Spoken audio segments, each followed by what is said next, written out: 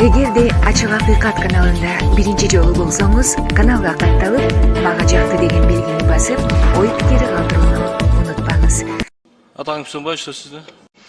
Рахмат. Урматтуу кесиптештер, урматтуу чакырылган расмий инсандар. Билим берүү жөнүндөгү мыйзам бул өтө маанилүү мыйзамдардын бири. Бардык руханий кесиптештер. Урматтуу депутаттар, бирүүбүздү сыйласак. Бул руханий баалуулуктун жоголгондугунун кесепетинен мына ушул коомдогу терс көрүнүштөр ушул жактан болуп атат. Көптөгөн жылдар бою айтып келдик эле биз ушу баллон системасынан советтик системага өтөлү деп. Мен өткөндө министрди дайындап атканда айттым, баллон системасынан баш тартканга даярсызбы деп. Биз даярбыз дегендей жооп тукканбыз. Кудайга шүгүр дегенбиз, колдоого алганбыз. Бир добуштан колдодук. Менимче соңку канча жылдан бери рекорд койгон министр болсо керек эле, ошо бир добуштан шайланган Алмаз мырза. Ошол ишеним аябай чоң болгон.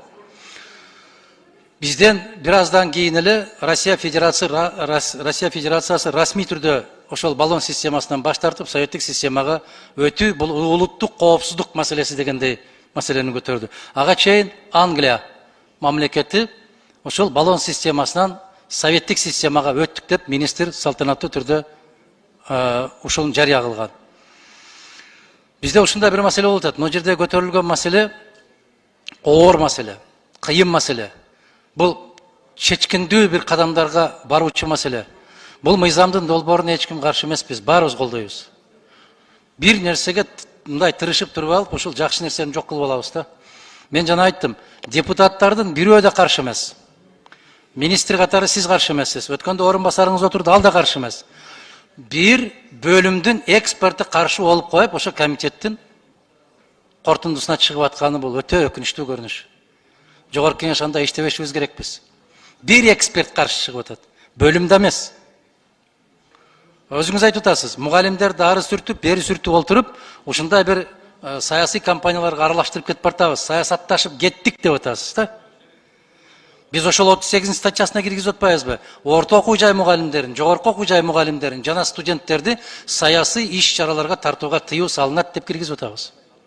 Баары макул болду. А бирок тилекке каршы мен аябай өкүндүм.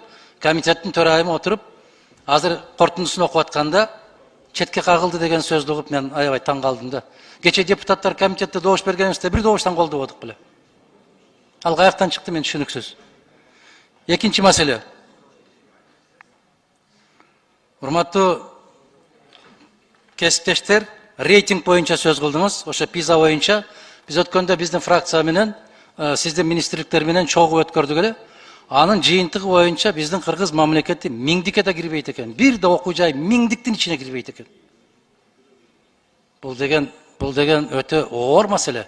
Азыр айттыңыз, Азия өлкөмүндө 500-дүн бирине кирсек, дүйнөлүк 1000-дин ичине кирсек деген программабыз бар деп. Муну ол 200 чакырым арыста турган Алматыда Казак мамлекеттик университети 150-нчи орунда турат. Кече кирди жакында. 150-нчи орунга кирди. Демек, бизде миллиардтаган акчалардын баары кумга сиңген суудай жок болуп кетип барыптыр. Пайдасы жок болуп атат, эффект жок болуп атыптыр да. Биз 1000-дин ичине кире албай атат экенбиз. Анан жанакы 100 канча мамлекеттин ортосунда Балбак мырза рейтинг өткөрүптүр да. Ошондо 160 өлкөнүн ичинде 165-нчи орунда экенбиз биз билим деңгээлибиз боюнча. Бул деген билим жок деген сөз экен да бул. Кыргызстанда жогорку окуу жай жок деген сөз экен да. Илим билим министрлиги кандай деген маселе. Бул оор. Бул сизге доомат эмес Алмаз мырза. Бул ушундай болуп келди. Тилекке каршы. Эми оңдоонун жолдору. Мына 500 мугалим жыл сайын Эстониядан практикадан өтөт деп атасыз. Бул керемет, жакшы, макул. Бирок бир гана мамлекет менен эсептелбешибиз керек. Биз өткөндө расмий делегация, жогорку кеңештин делегациясы Россия Федерациясында болдук. Ошондо Валентина Ивановна Матвиенко менен жолугушуп аткан кезибизде айтты. Кыргызстан деди, тезирээк аракет жасабайсыңарбы деди. Биз өткөндө 9 мектепти куруп берели, мугалимдерини чейин камсыз кылып берели деп, ушул мезгилге чейин маселени чечпей атасыңар деген маселе койду. Эми мен жалгыз барган жокмун, 7 киши бардык. Төрага олтурду ошол жерде. 9 мектепти куруп беребиз деди. 9. Мына Тажикстанга 10 мектепти куруп бердик, мугалимдерди жибердик. ал жерден иштеп келген мугалимдер биз кайра кайтабыз, ошол жактан калып калгыбыз келет деп аткан сөздөрүн айтты. Матвиенко айтып атат. А биз Кыргызстанга 9 мектепти куралы дедик, ушул мезгилге чейин же мектептин долбоорун бербейсиздер. Мен билбейм. Мен айтып атам, мен жалгыз болгон жокмун. Кимдер болду мына? 7 депутат баарыбыз чогуу катышып отурганбыз ошол жерде. Анан ага эмне тормоз болуп атат? Жана бир коллегабыз туура айтты, айыл жерлеринде орус тили калып кетти. Шаарларда кыргыз тили калып кетти. Мына жерде дагы азыр министр мырза, теге сизге терең ыраазычылык билдирем. Сиз ар бир орусча берген суроого кыргызча жооп берип атасыз, болбой орусча берип атат, кыргызча жооп берип атасыз. Биз өзүбүз көтөрбөсөк, бизди эч ким көтөрбөйт. Мен ошон үчүн сиздерге кайрылып айтам дайым.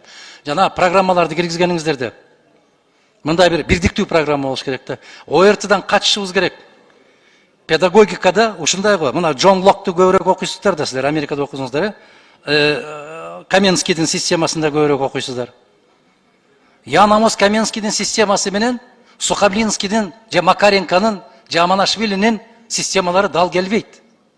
А биздин психология, биздин ментальность, биз улут катарында дагы баягы ата бабалардан генден келеткандан бери, менимче ушул биздин ошол Сухомлинскийдин, Макаренконун системалары бизге жакыныраак балдарды тарбиялоо боюнча. Ал жерде как воспитать джентльмена деген маселе коет. А биз адамды кандай тарбиялабыз деген маселе коебуз. Канткенде адам чыгарабыз деп.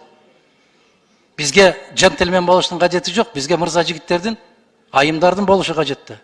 Ошондуктан ушул системаларды сиз коркпой эле айтыңыз.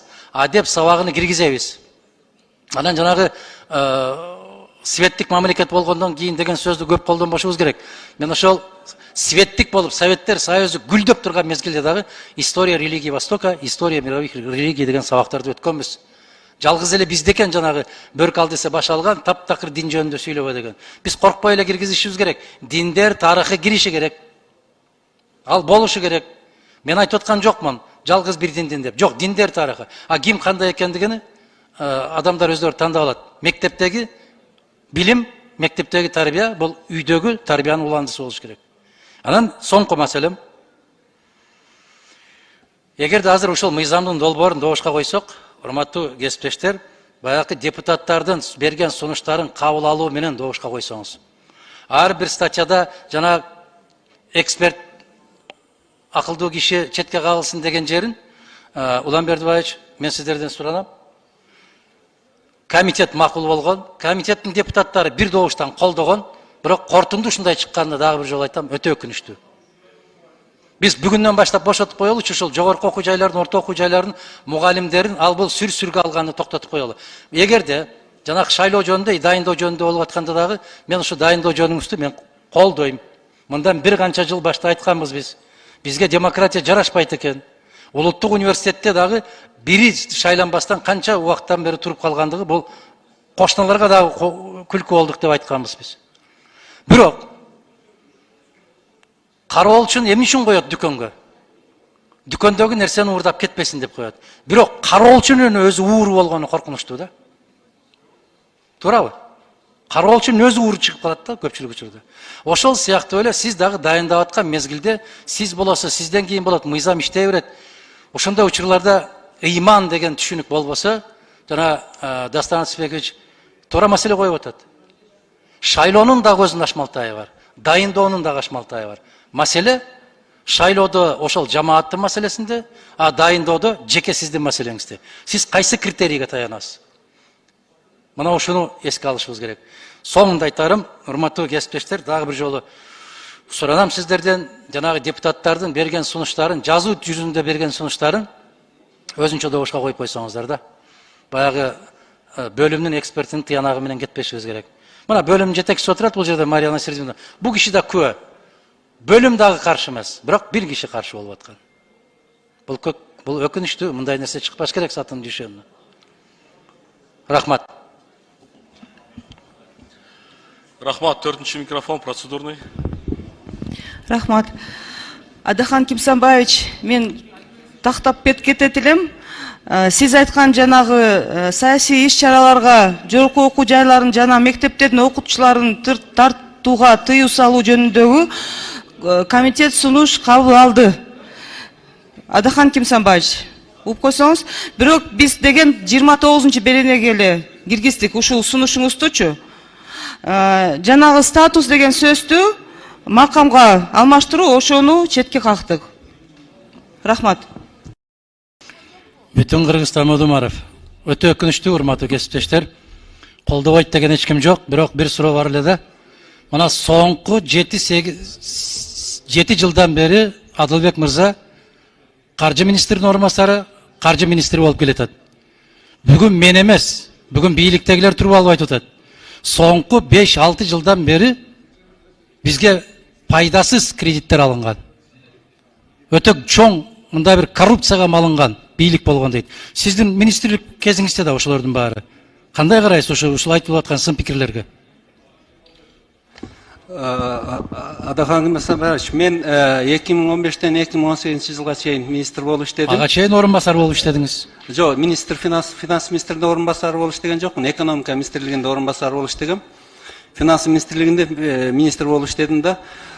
Мен иштеп турган убакта биз чоң жакшы бир нормативдик укуктук актыларды дагы кабыл алганбыз. Ошол эле бюджеттик кодексти, ошол эле салыктык эмес өлчөмдөр жөнүндө кодексти, эки чоң бюджетке тиешеси бар кодексти алганбыз да. Ошо бюджеттик кодексте эл аралык болобу чыгылып көп маселелерди чечкенбиз да.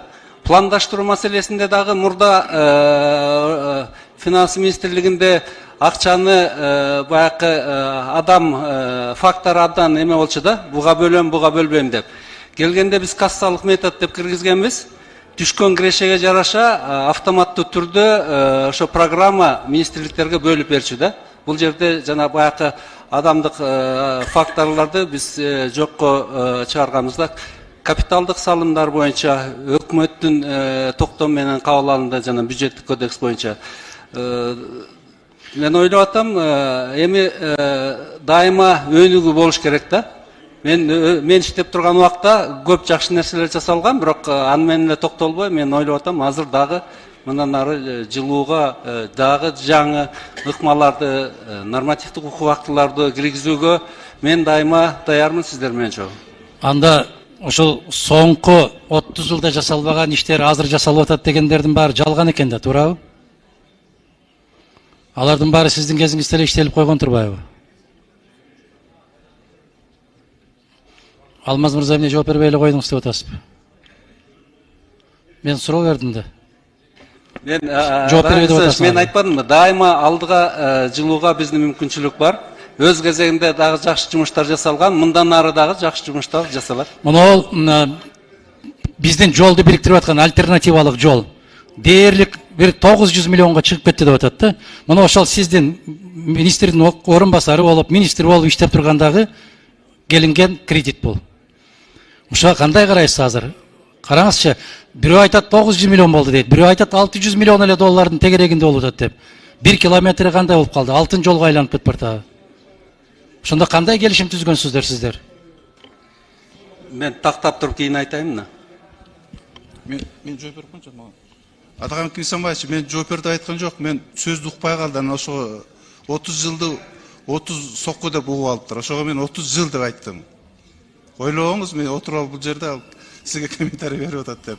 Билбейм, жооп берейин деп эле кая микрофонду өчүрүп койгондон. Ошондуктан сиз эгер тактап жооп бере турган болсоңуз мындай. Адыл мырза, биз экөөбүз бири-бирибизди билебиз. Көптөн бери эле билебиз. Ушул альтернативалык жолдун бүгүнкү күнгө чейин баасы канча болду? Ошону бир байкап туруп бизге жазуу түрүндө берип койсоңуз да.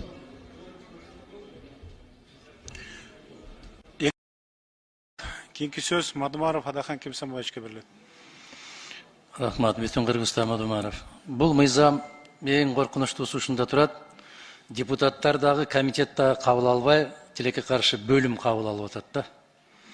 Мына депутаттар бир канча мыйзамды долбоорду киргизишти, баарын четке кагылды. Эмне үчүн деген суроого бирөө да жооп бере албайт. Эмне үчүн деп суроо бердим, мен өткөндө комитетте жооп бере албайт. Министр мырзага берейин суроону. Убакыт өтө аз да тилекке каршы. Мен экинчи жолу жазылууга туура келет. Сиз айтыңызчы, мугалимдердин саясий иш-чараларга катышуусуна макулсузбу? Мен эч саясатка мугалимдердин жана окуучулардын тартышуусуна каршымын. Баракелде. Уктуңарбы бөлүмдүн кызматкерлери, эксперттер? депутаттар дагы ушуга макул, министр дагы макул, өкмөт дагы макул. Бирок социалдык комитеттин бөлүм башчылары макул эмес экен да, себеп алар акылдуураак экен. Уктуңуздар, урматтуу коллегалар. Министр да макул, депутаттар да макул, бирок бөлүм макул эмес. Ушундай бир башаламандык качан токтойт бизде? Экинчи суроо. Азыр Дастан мырза айткан суроого жолдош министр, сиз так жооп беришиңиз керек эле. Туура маселе коюп атат. Кыргызстанда болгону 10%дан аз жогорку окуу жайдын студенттери мамлекеттин эсебинен окуп атат. 90%дан ашыгын ата энеси төлөп атат. Анан ошолорду башкарабыз дейсиңерби?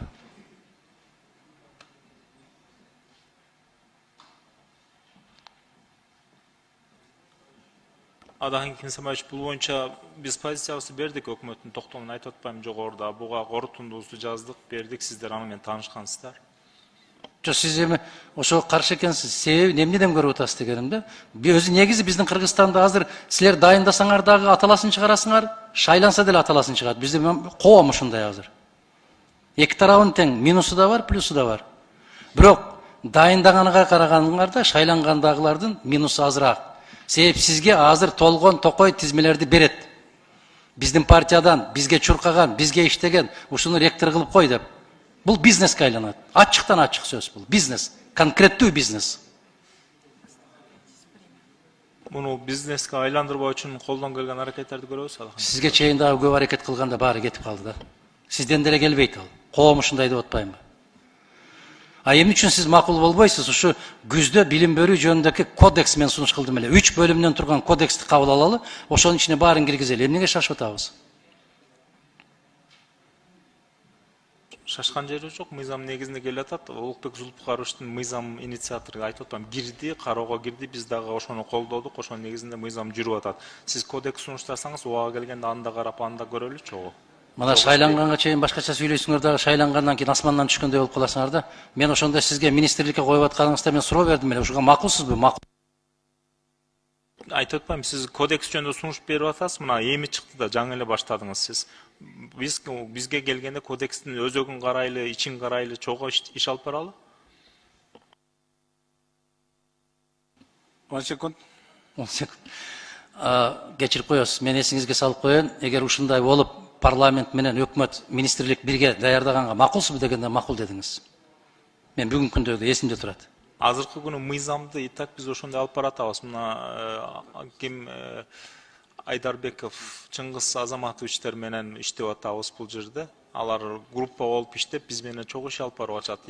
Дастан Далабаевич келди, Шайырбек Кыдыршаевич келди. Ал жерде ошо бир топ эмелер жүрдү, даярбыз. Эгер кандай сунуштар болсо, азыр талкууда жүрүп атат как раз. Бүгүн дагы атайын жумушчу группалар иш алып барып атат бул боюнча. Саламатсыздарбы?